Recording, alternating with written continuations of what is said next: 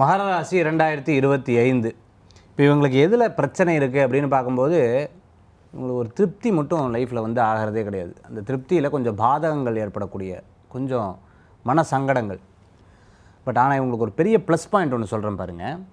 இவங்க போகக்கூடிய காரியம் எல்லாமே ரொம்ப நாசூக்காக பேசி இந்த காரியத்தை ஜெயிச்சுட்டு வந்துடுவாங்க.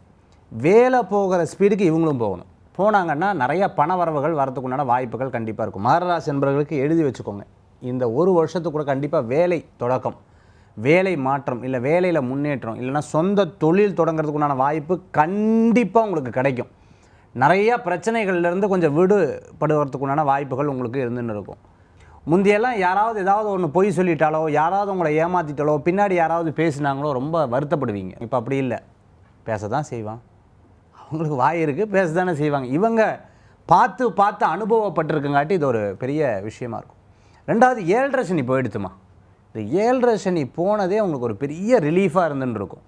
இதுக்கு மேலே குரு பகவான் வந்து 6ஆம் இடத்துல இருக்கங்காட்டி வேலை வாய்ப்பு யாராவது இல்லை, எனக்கு வேலை சரியில்லை, எனக்கு கடன் கிடைக்கல, எனக்கு அந்த பிரச்சனை இந்த பிரச்சனைன்னு சொன்னால் கோச்சாரத்துலேயோ குருனாலேயோ எந்த ப்ராப்ளமும் கிடையாது.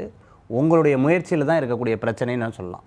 இந்த காலகட்டத்தில் வணங்கக்கூடிய தெய்வம் கோபூஜை வழிபாடு பண்ணுறது ரொம்பவுமே சிறப்பான பலன்களை கொடுக்கக்கூடியதாக இருக்கும் மகர ராசி நண்பர்களுக்கு.